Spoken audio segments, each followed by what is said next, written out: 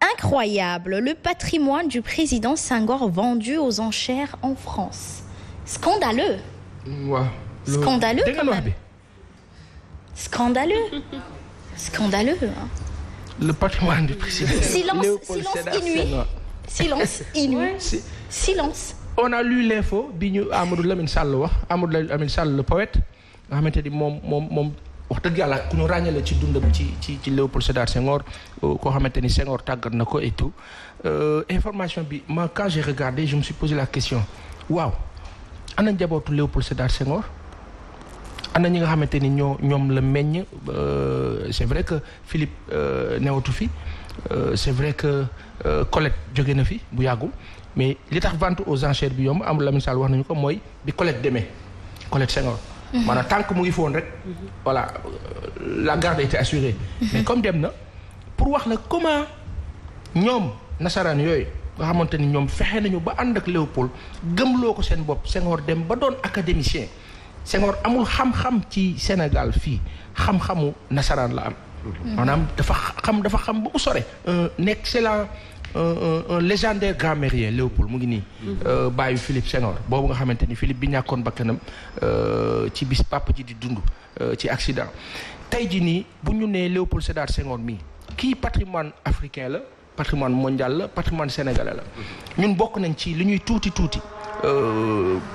di sunu maam yeeg sunu kilifa yi di ñu fàttali li ñuy tuuti am na as tuut buñ ci jot a mos léeg-léeg am ko ma ne yow ban at nga juddu am na ko ma ko laaj keroog yow ma ne ko man doon xale rek di toog ak mag yi ak kilifa yi paa yeeg sunu maam yi di ñuy wax may dégg li fi ne mooy Léopold Sédar Senghor dem na bi mu fi jógee dem dëkki fële ca tubaab ya ca nasaraan ya ba bi muy ñàkk ba kenam ñu indi ko fii ci Bel Air malheureusement lii xam nga ñan la war a servir d'exemple nit amul fenn fudul fa mu bokk foo mënti demit foo mënti fin bi moom retour aux sources rek il fait retour aux sources et il perd ses biens maanaam Senghor lu mu mënoon ti am tey nasaraan jël na ko jaay ko vente aux enchères. aux enchères maanaam dañ ko tii nii rek. comme voilà ku soxla jël loo am jël adjugé voilà léegi loolu nekk loo xamante ni lu métti Amadou Lamine Sall la. mais famille bi. ñenn ñi métti Sénégal yëpp mais luñ ci mën parce que ñi nga xamante ni ñoo ko waroon toppatoo wala ka ko waroon toppatoo ñi nga xamante ni noonu la ñu tàggatee Léopold ak na mu dundeek yëpp tax na ba bi mu paree mu dem ànd ak nasaraan ñu dem dëkk ba. On n'a plus d'infos. Et l'État du Sénégal aurait pu, par contre, du moment que Senghor, patrimoine sénégalais, là, aurait pu avoir ce sens de suivi pour savoir notre ancien président, comment il a vécu. Wax na ko kii di Moustapha Niasse mi nga xamante ni moom moo daanaka gàddu lépp lu jëm ci Léopold Sédar Senghor ci wàllu war ko mën a gérer et cetera. Peut-être que sunu papa bi Moustapha Niasse mën na ci ñëwaat si jamono pour leeral sénégalais yi ni leen kat Senghor kat loolu nga xamante ni jël nañ ko jaay ko léegi tubaab bi ñu ko jaayee lañ ko jaayee fu mu jëm ci ñoom lay des. La question mooy jaay nañ ko kan la ñu war a jox la ñu jaay. xanaa nañu restituer suñuy biens am nañ fi ay musées. Oui. Pourquoi se permettre de vendre nos biens. non loolu moom monsieur Abdou Khadre. du nekk dafay nekk loo xamante ni abadan ila. waaw ci fi ñuy dund nii xasma. duñ si mën dara. parce que ñun ñoo tënkoo noonu léegi nag boo amee nguur bu fort nag. boo xamante ne moom am na beneen gis-gis. du bàyyi loolu am de. da ciy anticiper. tout à fait mais moom Senghor am na fi musée. waaw mais y a des questions ban patrimoine la ñu jaay. est-ce que c'est le patrimoine mobilier immobilier est-ce que balaa nga ñu jaay. déjà bon man maa ngi koy fi laa ko déggee. xaw ma exactement Paasan li mu wax dëgg la état du Sénégal mënoon na taxaw dem xool patrimoine boobu lan la su dee dañ koy jaay lan moo tax ñu koy jaay aussi. justement c'est des questions. tout à fait. Bon, parce que aussi. suñu chef d'État yi est-ce que toppatoo nañ ko waroon toppee est-ce que demul ba ci biir mu am ay. ñu amel leen wala yooyu noonu ay bor et tout bon justice dugg ci bon yooyu yëpp xaw ma soo xamul doo ci mën a wax. xamul mu wax. Amadou Lamine Sall dane après la disparition de Colette tout était devenu compliqué et difficile à suivre à démêler à comprendre à maîtriser. Sans compter que juridiquement nous n'avions aucune information de ce qui se passait et comment cela se passait. À temps. da nga wax bi mooy kenn xamul voilà. mooy que nguur bi rek. moo mënoon. dem xam ni kii suñu président la woon. voilà am na nu ñu ko war taxawoo am na nu ñu ko war encadrer li war dellu si mais quoi qu'il en soit. nañ jaay. le patrimoine de Senghor est là. Son patrimoine, c'est le patrimoine littéraire bi ñu bàyyi. L'essentiel de Senghor, c'était ça. C'est ça. Sa vision de l'Afrique, sa vision du monde, sa vision de l'avenir et les enseignements qu'il a laissés. Loolu mu ngi fi si ñun la dépendre su dee gëm nañ ko téere yaa ngi fi. nañ dem jàngi. mooy li ma la wax sànq ci bàyyi. nañ dellu ci Ikra. nañ jàngi. nañ jàngi. suñu problème ñun fii Sénégal ak Afrique généralement mooy jàngatuñu on se limite du superficiel de la forme moom la ñuy débattre moom la ñuy waxtaane après ñu tourner page bi dem ci leneen loolu moo tax nag dañuy piétiner dañuy toog ko su mel ni dafa taxaw benn place bougé wuñu justement Ndeye Amy Guèye soxna baal ma rek laata ngay ñëw nee na surtout nos élèves on apprend nous les élèves on apprend pour avoir la moyenne et non pour le savoir Papa Assane jamono ji soxna Fall. dañuy jàng rek pour am note moom laa doon wax sànq. dañuy jàng pour am une bonne moyenne pour passer après bu ñu jàllee ci loolu dem wutiwaat leneen waaye suñu invité bi dafa wax lu am solo. depuis sànq mi ciy insister te keroog tam bi nga invité Oustaz Diaga da ciy wax jàng bi nan jàngi mais monsieur Guèye bu ñu jàngee te appliqué wuñ ko tam est-ce que dina am njëriñ. xam nga àddina bi ay étape la. ay phase la dafa am zaahir am baatin. am biti am biir. ñun nag tubaab bi fi mu ñu naxee daf ñu tënk ci zaahir bi. tënk ñu ci biti bi. moo tax élève bi jàng biti jàng bee ko intéressé. na ko këru na am moyenne na at bi. ak a yomb. biti bi. biti bi. l'aspect extérieur rek. loolu rek la ci soxla la forme. moom la ñuy cultiver. donc li la intéressé yow instant ba ngay jàng mooy nga am moyenne. soo amee moyenne tu ne retiens plus rien. li la intéressé mooy nga admis soo admis tu ne retiens plus rien. Exact. et loolu non nekkul sax si domaine école bii école tubaab bi ñu bàyyi. nga xam ne xam-xamu zaahir la même ci suñu biir confrérie yi. loolu moo ci nekk. te soo demee jàng téere mag ñi muy Serigne Touba. ak ña ca des. ñoom ñëpp jàngale nañu loolu. nañ privilégié baatin bi ci biti bi. nañ privilégié intérieur bi. mais tey jii Sénégal lan la même sooy recevoir nit. noo koy jugé pour jox ko cër. l'apparence bi. kese tey jii su doon mag ñooñu ngeen di célébrer nii. ci seen plateau bi léeg-léeg di leen fàttaliku. ñëwoon nañu si jamono ji kenn du leen jox cër. dëgg la. seen biti la ñuy jugé rek sànni leen. xanaa ñu ne la kii mooy sëñ Touba tur bi yëkkati la. nga jug ne mooy moom daw mais su dee dafa ñëw. sama papa nettali na ma. Cheikh Omar Foutiyou Tall ba muy def tournée ba Sénégal di wër. mus na dugg ci benn jàkk. fekk ñuy waaraate ci Cheikh Omar. mu toog ñuy waaraate di wax mu ne wanaa noonu de ñu dóor ko dàqaw waaw. mu ne wanaa noonu. mu ne du noonu li ngeen di wax ci Cheikh Omar du noonu du demeewul noonu. te moom Cheikh Omar mooy wax ak ñoom. te xamuñ ni moom la. xamuñu ne moom la ñu dàq ko ndax dafa woyof. ci zaahir bi. donc même ñuy wuti liggéey. ñi leen di jàngal dañ leen naan fexeel wutal costume bu rafet. te loolu tubaab bi ko fi def l'apparence fait le moine. l'apparence fait le monde. nga sol costume bu rafet yore sac bu rëy. yore kii bu rëy ñëw dugg ñu xool la ne kii wóor na moo tax tey Sénégal suñuy doom man samay doom. damay gis seen apparence la ñuy toppatoo. dañuy ba ci suñu incarné rek lañ fi nekkee. soo demee xew ci ñun la nekk nañ ko wax rek parce que ñun fi lañ dëkk. ba ci si suñu société boo demee xew faama ni ngay soloo ni ngay ñëwee boo ñëwee dañ lay jàppee ko am maanaam may ko seize mu toog. abal ko mu toog. boo ñëwee oyof kenn du la lijjanti duñ la faale. effectivement. désolé mais loolu moo fi am te soo ko seetee au fond. mag ñi nga xamante ne ñun moom la ñuy roy yëpp. commencé ko si yonte yàlla Muhammad sallallahu alayhi wa sallam. demal ba si yonte yàlla Isa. ndeysaan. waa ji dafa ñëw ne ko dama bett sàcc bi muy sàcc sama tubéy. mu ne ko joxaale ko sabadoor bi looy doyee yére. ndeysaan. mu ne ko le roi Salomon dans sa gloire et sa puissance était moins bien habillé que mboq bi nga xamante ne moo ne ji tool bi. mu ne xoola mboq bi nu mu soloo ak la ko ëmb. pour dire que ñoom apparence bi dañ ko tegoon ci suuf sëñ Touba Xaadimu Rasuul xoolal perkaal la doon sol. ndeysaan. perkaal duñ ko daamine. mu muur kanam bi parce que amul dara ci zaahir lu mu bëgg a wone. moom li ko intéressé c'est l'intérieur. mu ne cultivez votre intérieur. yàlla ne xajuma asamaan xajuma suuf mais xolu doomu aadama bi gëm foofooy sama kër. bilaay falaay dëkk. mais ñun xooluñu xol bi. ça ne nous intéresse pas. fenal sàccal defal loolu la neex na sa zaahir rafet rek àddina bi yëpp su jootal la waaye yomal xiyaama ngi fi mais gëmuñu ko dañ koy wax rek mais gëmuñu ko. justement Papa Sane kii di Demba Fall nee na tubaab yi amuñu dara ñun ñoo leen di suqali. dafa war a dakk nag lu baax loolu Buri Dieng moom nee na loolu lu baax na si ñoom ndax dañoo servir tubaab yi kay au lieu de servir seeni peuple. li nga xamante ni moom moo dal tey président Senghor xëy na ab fayu xoromu naar bi la. dafa mel ni ci ñoom waaye yéenewuñu leen ko ndaxte. dal na président yu bare dal na président africain yu bare.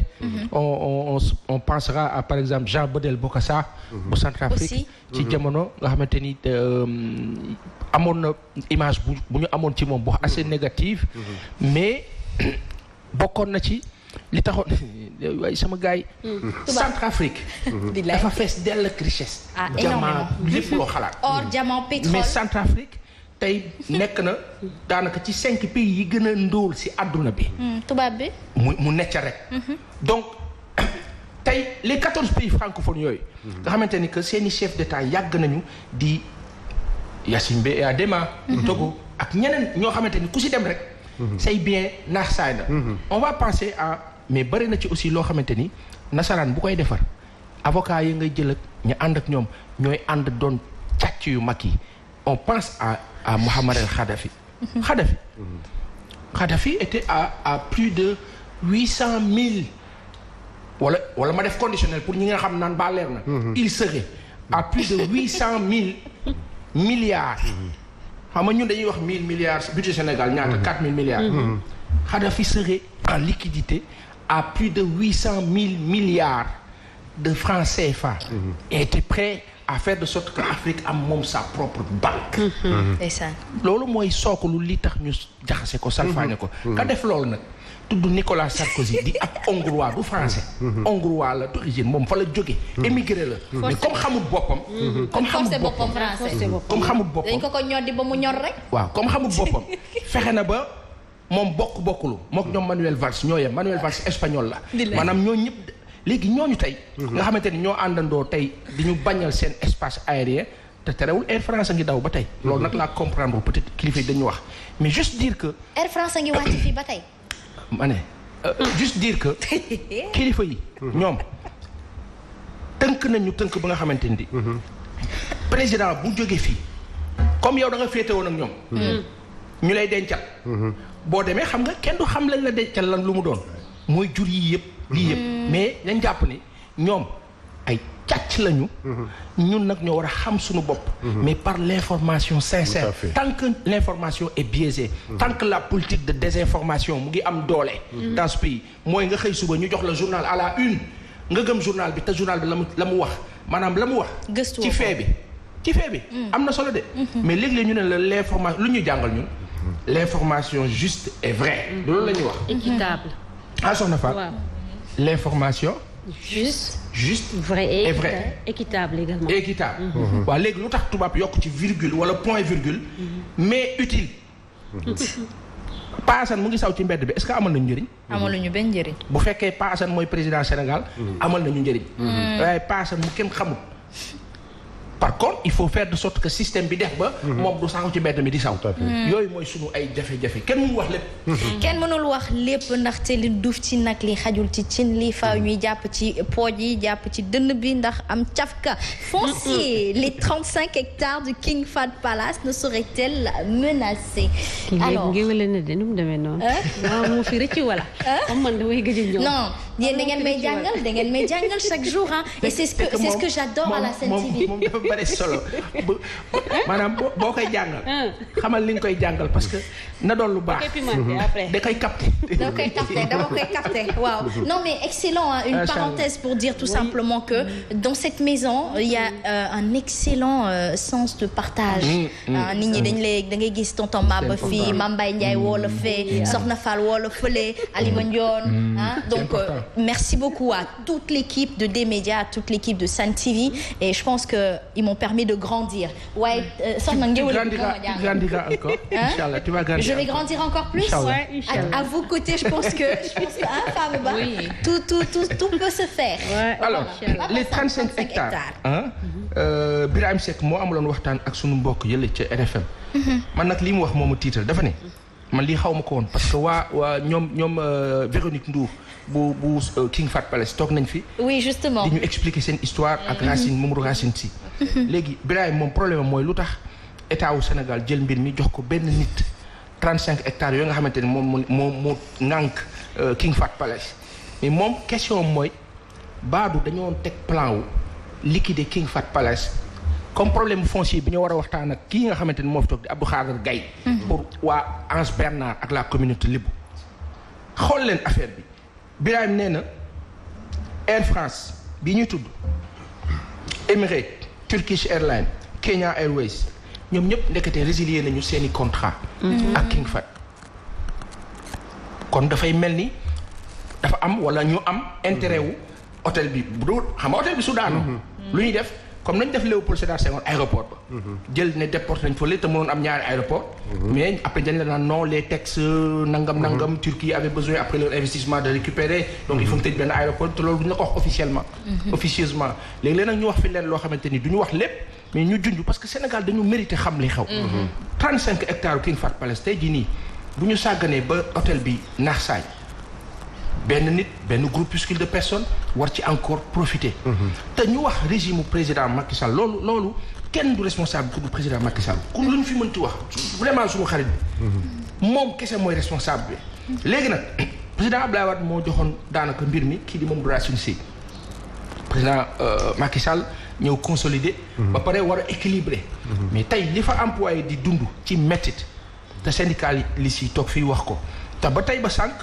autorités yi foofu joxuñu le contraire réel de la situation ñu encore ñëw yokk ci lii tey Birahim Civil bii nekk forum civil yokkaat ci lu ni mel ça fait peur dafa ragal lu sax situation bi kon léegi Sénégal fépp la ñuy jaay fépp Anse Bernard a ngi ni Hasma lii nga xamante ne mooy 35 hectares u King Fahd Palace yi loolu moom roi Fahd Abdelaziz Ben Abdelaziz bu Arabie Saoudite moo permettre woon Sénégal je me rappelle bien bu ma juumul investissement bi mu ngi woon ci 200 milliards au temps de Diouf ci jamono boobu mooy King Fahd bii tuddoon King Fahd léegi ñu yokk ci Palace waaw léegi tuddoon Méridien ñu tuddee ko tey King Fahd Palace léegi lan moo tax tey suñu kilifa yi war ñu def nii lan moo tax ñu war ñu def lii est-ce que président Sall diggante 2008 bi muy woo annoncé yi bi muy woo waa annoncé yi assemblée nationale ne Karim Meïssa Wade la ñëw leeral ba Sénégalais yëpp ne woy dafa war a leeral. ñëpp am ci yaakaar. ci jamono ñu gëmoon loolu trop. ne kon en tout cas Wade dafa mel ni daf fi bëgg a teg doomam imposer ñu ko. comme ni ko yenn président africain yi defee. ñu dem ba si jamono ñu en tout cas ñu am information que du loolu. que Wade newu woon ci logique boobu wante moom ci ñi ko waroon. doxalin bi loolu la woon. dégg nañ fi génération du concret. ci jamono donc contextualisation boobu yëpp tey jural ñu président Macky Sall génn en leader fort Sénégal dañu bëgg victime. leader bu fort jiñ nañ ko fi blanchiment on se rappelle commissariat central boobu nga xamante ne ñoom Khalifa Ababacar Sall bii ñu jàppoon tëj. dem nañ teewlu ko. moo tax àdduna dafa tëradi. dafa doy waar.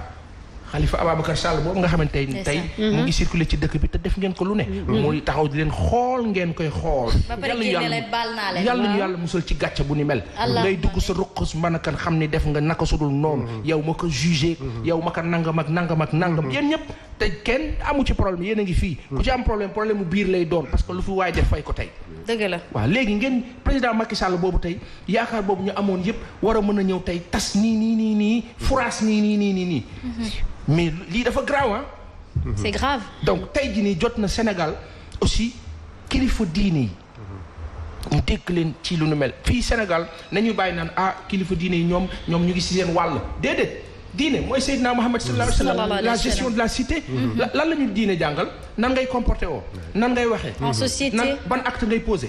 waaw bu ngeen toogee gis ñuy salfaañe dëkk bi nii yéen kilifa diine yi dañ leen di ñaan ngeen wax.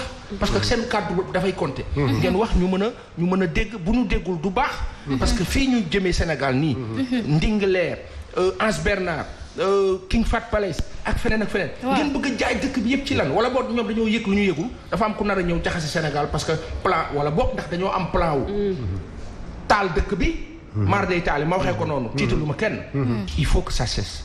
Anse Bernard a ngi nii Hasma.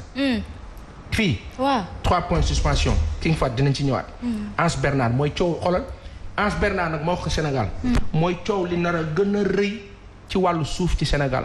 kilifa bi Abdou Khader Gaye mën na ma wax lu tax ma wax loolu. tout à fait tu as parfaitement raison. Parce que Anse Bernard. tefesu cosaan la. ci cosaan mu ngi tudd kóotu. tey soo demee dañu tef benn tableau ci bunte ba. tuddee ko Anse Bernard mais foofu du Anse Bernard. tubaab mooy tefes ba nekk suufu Petit Pelé. boobu mooy kóotu. ñun ñu ngi ko daan ooyee bi ñu nekkee xale ponton. Anse Bernard mooy bi nekk fii Abdoulaye Diop Makhtar dëkk. boobu tefes la daf débarcadère la ay gaal lañ fay teer. soo rombee Anse Bernard boobu yaa ngi dem teeru Baye Sogui. ensuite nga dem plage des enfants. mais soo xoolee plateau Dakar plateau nu mu bindee tey lépp jeex na. nañ def benn promenade bu ndaw rek si vous le permettez. xam nga bloc des Madeleines. nañ taxaw bloc des Madeleines. foofu mooy Ngaye. plage boobu c'est une plage interdite. ba ñu nekkee xale. diggante kër ya nekk ci boori trottoir bi. ak plage bi am na benn bande de terre bu rëy ci falaise bi. amoon ay terrain football. amoon ay jardin amoon lu ne dañ fa daan doxantu di feexlu tey soo fa demee dañ ko tabax ba tabax ci tefes gi. c'est extraordinaire. nga wër corniche bi dem fi ñuy wax Eden Rock. foofu moo doon club des Antilles-Guyane. club des Antilles-Guyane dañ leen ko joxoon ñu occupé ko les Guyanais. mais amoon na terrain football am espace bu ñu bàyyi pour le public. nit ñi di xool géej gi di feexlu. tey Eden Rock dafa nekk bâtiment bu rëy soo taxawee tali bi dootoo gis. sax mooy fa ñu def bâtiment bi Bourges. waaw Bourges bi. gi nga bañ koy ba muy defaree plan bi. dafa photo île des Madeleines daal ne cette vue vous appartient. yéen ñii luwee néeg yi. yéen a moom vue bi yéen kese yéen a koy gis keneen dootu ko gis. soo doxee foofu ba ngay àgg tournal bii dem Kandial Diop. dootoo gis géej. soo ñëwee taxaw ci tournal boobu foofu moo doon blocos. film Djibril Diop Mambéty bi ñuy tuddee tukki bukki. am na scène yu bëri fa la ko defee. dafa bokkoon ci suñu royaume d'enfance ñu fay làqatu di féexlu. tey foofu joxe nañ ko c'est des appartements. soo wëree Kandial Diop ci ginnaaw diggante camp bi ak géej gi amoon na espace. dañ ko doon contourner doxantu fàttal nañ ko nga dem. extraordinaire. morgue hôpital Dantec. waay soo duggee foofu nga taxaw xool corniche bi lépp luy baobab lépp luy garab lépp daaneel nañ ko fu mu nekk nii ce qu'ils sont en train de faire c'est de casser la corniche. et puis en plus di gas en plus. di toj di tabax. tali boobu nga xamante ne moo doon permettre nga fël foofu dem Cap Manuel tali bi fàtt nañ ko léegi les populations dakaroises amuñu accès ci zone boobu c'est une zone interdite. incroyable nga yéeg Cap Manuel wër palais de justice bi. gis nga soo demee ba romb faar bi. amoon na beneen blocos bi nekk foofu beneen film Djibril Diop Mambéty le franc scène yu bëri fa lañ ko defee. soo demee ba toog ci col la ba taxaw c'est le seul endroit à Dakar nga xam ne soo fa taxawee da ngay am une seule vue sur l'île des Madeleines et l'île de Gorée. ok c'est le seul endroit. cette vue là amatoo ko benn Dakar waa dootu ko gisati. c'est occupé c'est occupé même ku fa dëkk. par des étrangers wala doomu suufu fii doomu Sénégal. donc foofu dañ ko def domaine militaire lañ ko def. soo ko contourné am na fu ñu doon escalier de la mort. escalier yi dajji nañ ko. falaise bi je ne comprends pas mais falaise bi dañ koy fëq di daaneel. waay c'est incroyable. après nga romb Savana ñëw nag plage boobu ñuy wax tey Anse Bernard te mu tuddoon Kootu tudd Ponton. foofu la ñu dégg ne am na décret présidentiel bu ñu signé. en 2017. pour jëlee ko du domaine national dugal ko dans le domaine privé de l'État. ba ñu déggee loolu ñu ne attends ndax état suy waaj a jaay dafay déclasser. dugal ko domaine privé à partir de ce moment la koy jox nit. en bail wala lenn. bon ok ñu ne attends sañuñu ko parce que tey Dakar. benn plage moo fi des. benn plage boobu mooy plage bu baax bu nit ñi di sangu doo fa dégg cas de noyade. ñu ne attends kii kay du ko jaay mais gars yi dem def investigation gis benn société sud-africaine bu tudd Sawota. ah bon oui bu defar ay plan ba pare tuddee ko hôtel Anse Bernard. tribune moo ko génne woon en scope. hôtel Anse Bernard. alors population yi jug taxaw ne mais qu'est-ce qui se passe naka la ci Sénégalu tey bi instant ba nga xamante ne Dakar Plateau étouffe. waay ça étouffe véritablement ñi fa dëkk xam nañ ko amatul trottoir booy dox. kër yi xat na. pollution bi ëpp na. benn refuge la waa plateau am. moo doon tefesu géej gi. soo demee ba xat ci kër gi ba mënatoo dugg ci ville bi da ngay dem boori géej nga féexlu tey amatoo foo féexlu. tu n'as plus la vue sur la mer. benn zone moo fa des mooy plage yu Anse Bernard boobu nga xamante ne ñëpp ko bokk même en période d'hivernage soo fa demee da ngay yéemu ci yàlla parce que xale yi dañ fay fees ba xajatuñ fa moom kenn moo fa nekk. on dit que chaque hivernage il y a des centaines de noyades. parce que xale yi dañuy dem di féey sur les plages interdites nga xam ne baaxul kusum Soumbédioune dañu ne bu fa kenn féey. parce que baaxul Ngaje bu fa kenn féey parce que baaxul parce que même les eaux usées lépp fa lay déversé wu. même su nekkoon plage bu baax pour ñu féey fa pollué na pollution ba nga xamante ne sangu fa óorutul tey ñu ne dañuy jaay Anse Bernard. léegi yéen lan ngeen na war a def ci loolu. mais attends on dit non. Les populations ont tenu une assemblée générale. Samedi. amoon na ay groupes yu constitué wu. ñëpp commencé kaas. di bind dans Facebook dans internet di wax. mais mbir mi dafa dépassé xale yi. tu sais pourquoi. parce que dans une ville il y a toujours des espaces qu'on appelle ci ñi nga xamante ne ñoo fa juddoo màggee fa royaume d'enfance. tey ñi nga xamante ne ñoo juddu dans les années 60. suñu duggee Dakar Plateau duñ ko xàmmee. parce que dañ ko transformé de façon radicale. les penc nañu meloon melatuñ ko dëkk bi na mu melatuñ ko donc c'est exactement ça le problème et les gens disent que du yëfu xale yi rek yi fay sangu mais mag ñi tam dañuy jug. parce que il faut que Dakar Plateau mu am benn identité ba nga xamante dañ koy conserver tey ku am gan dëkk Dakar Plateau foog nga yóbbu ko Anse Bernard. waaw foog ngay tiitaroo. tout à fait. foog nga téye ko ci loxo doxantu soo ñëwee wan ko plage bi. tu es fier parce que tu lui dis regarde ma ville. mu gis corniche bi gis géej gi jàkkaarloo Île de Gorée et c'est des souvenirs qui restent. mais suñ ko jëlee tey teeru Baye Sogui gis nga ne mu mel dem nga fa. Anse Bernard bi Abdoulaye Diop Matar dëkk gis nga ne mu mel. plage des enfants c'était une plage autorisée moitié bi Pullman jël na ko moitié bi Lagon jël na ko mu des benn bande de terre bu ndaw bu tuuti pom bu bees fu mu nekk nii kenn xamul lu muy nirool yàq nañ ko et c'est pour ça que les populations disent que dañuy bañ. nañu lànk kay de façon claire et nette pour dire que cette plage qui nous reste ñun ñu sangu ci. suñuy papa sangu ci suñuy maam sangu ci suñuy maamaat sangu ci. dañu bëgg suñuy sët. suñu ñëwee am fu ñu sangoo am fu ñu féexloo. mënuñu ko privatiser. Fama.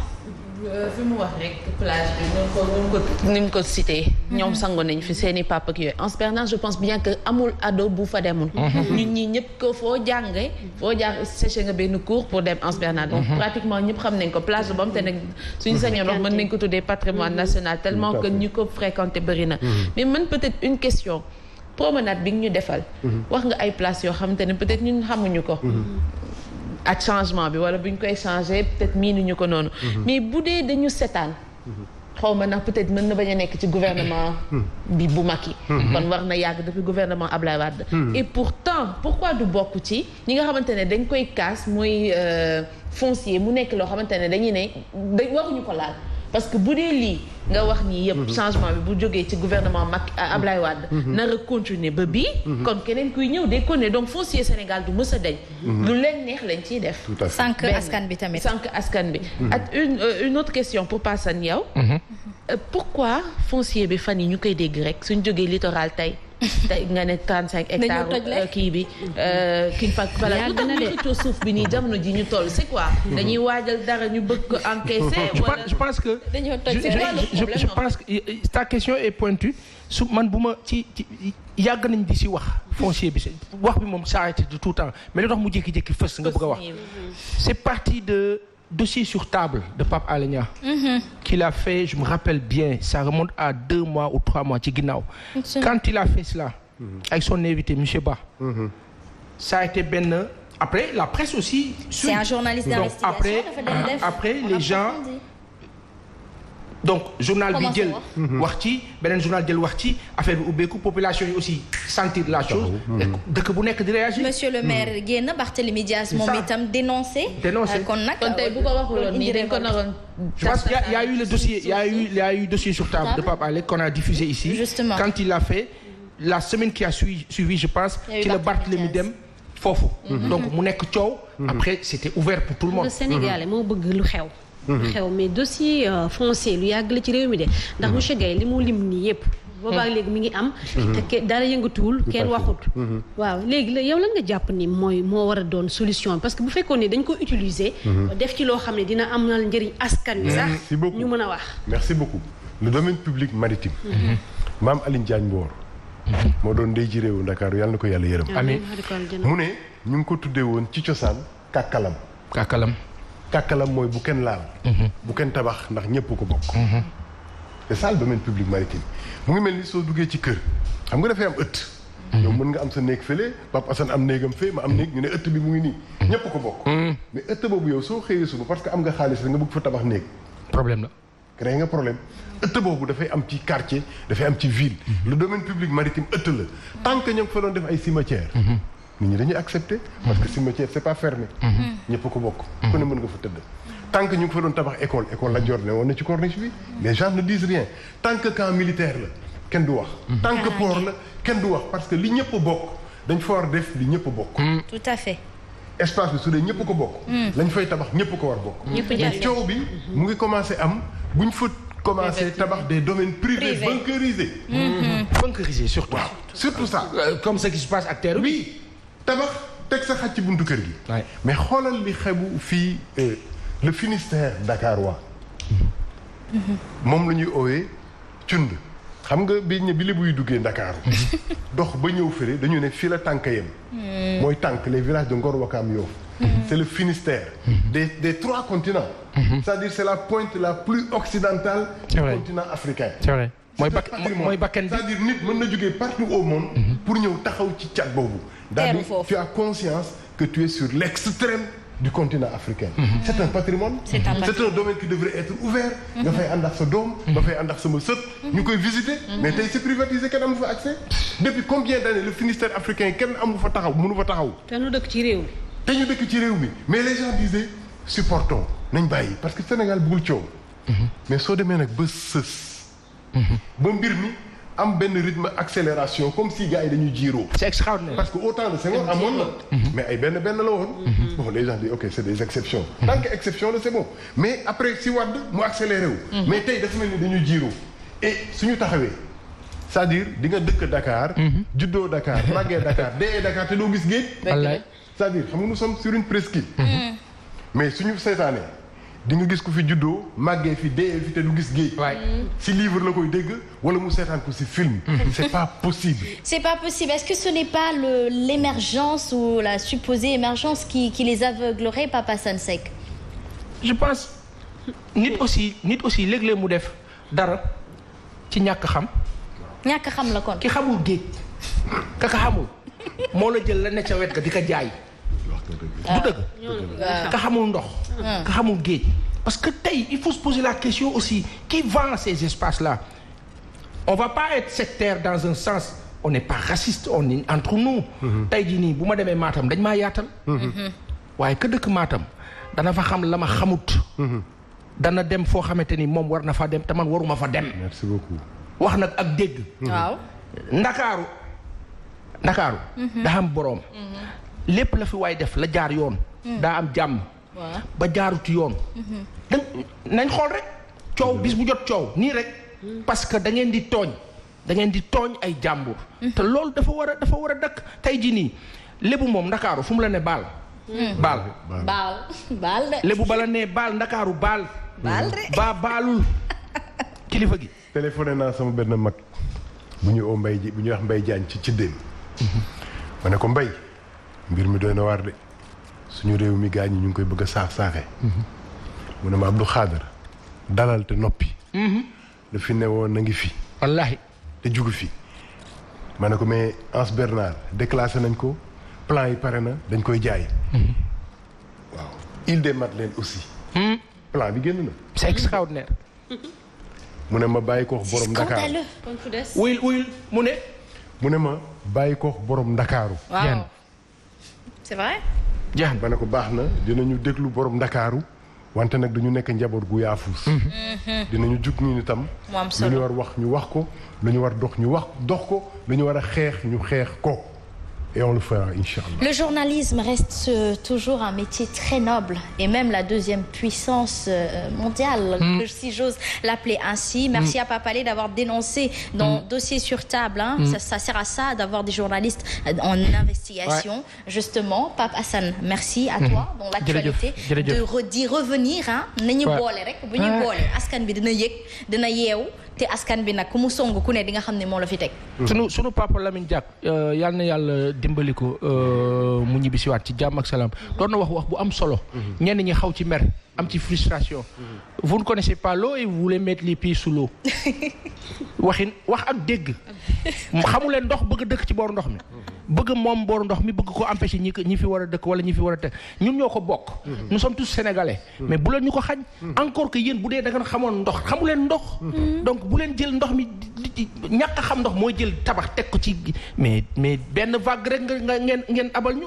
donc il faut arrêter déggoo li Pape Alé di wax ne ndox bi bu leen wonee boppam. wallaahi seen kër yëpp daal di màbb. loolu la leen ñaanaloon ci live am bi.